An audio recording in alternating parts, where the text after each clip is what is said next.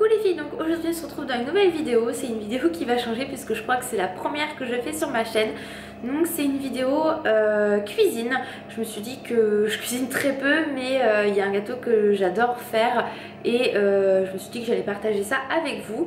Donc c'est des fondants au chocolat. Donc je vais vous montrer la recette, comment moi je l'ai fait. Et vraiment si ce style de vidéo vous plaît, n'hésitez pas à liker et à me dire tout ça en commentaire. Donc c'est parti, on y va! Alors pour commencer, en fait il vous faut une tablette de chocolat, une tablette de 180 grammes de chocolat noir pour cuisiner. Il faut 150 grammes de beurre, il vous faudra 150 grammes de sucre, 120 grammes de farine et 4 œufs. Donc on va commencer en fait tout simplement à faire fondre le chocolat et le beurre ensemble et ensuite on va rajouter les autres ingrédients. Donc je vais faire chauffer tout de suite mon chocolat. Donc là on a fait cuire le beurre et le chocolat, donc vous voyez c'est vraiment bien liquide. Donc on tourne, donc là vous munissez d'un fouet, je vais y arriver, et vraiment pour que ça soit parfait au niveau de l'harmonie. Donc vous voyez votre chocolat devient tout bien mélangé, tout beau, donc c'est parfait.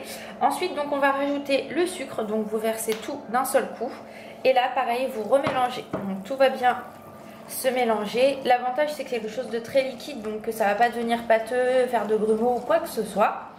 Une fois bien mélangé, vous prenez un œuf que vous venez casser, donc c'est l'œuf entier que vous mettez, hop, et ensuite vous tournez. Donc après moi je casse un œuf par un œuf, je trouve ça beaucoup plus facile et beaucoup plus pratique. Voilà, sinon vous pouvez mettre 2 par 2, hein. C'est vous qui voyez comment vous voulez faire votre préparation, il n'y a aucun problème, ça ne changera rien à la texture, hein, vraiment du fondant. Donc là vous voyez ça commence à devenir un peu plus pâteux. Donc là c'est pour environ 12 petits fondants, mais après vous divisez par 2 pour en faire que 6, c'est pas gênant du tout. Donc un petit conseil, pendant que vous préparez la pâte, mettez votre four à chauffer, donc à 180 degrés, c'est très bien, et comme ça permet que votre four soit bien chaud quand vous allez mettre vos fondants. Donc là j'ai mis mon dernier œuf et vous voyez ça commence à devenir un peu plus pâteux. Et pour finir, donc là on va intégrer la farine. Moi je vous conseille de l'intégrer au fur et à mesure parce que sinon on en met partout et c'est pas facile à mélanger. Donc vous voyez j'en mets déjà un peu partout. Mais là il faut prendre vraiment son temps pour bien la mélanger, pour éviter que ça fasse des grumeaux. Vous voyez, en le faisant vraiment au fur et à mesure, c'est beaucoup mieux parce que ça s'imprègne plus facilement dans la pâte. Et là, je verse la dernière partie. Tac. Et vous voyez, j'en fous partout. Concrètement, hein.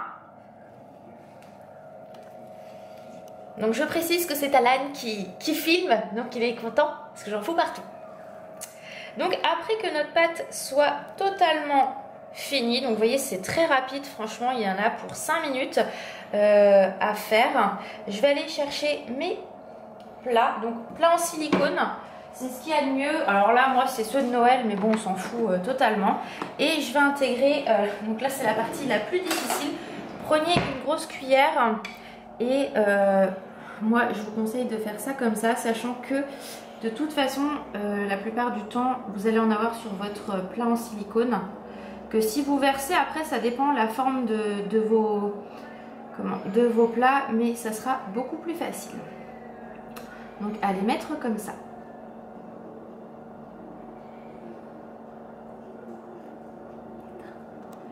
Voilà, on a fini de mettre tout dans les moules et vous voyez j'ai dû en faire un autre parce que j'en avais beaucoup trop.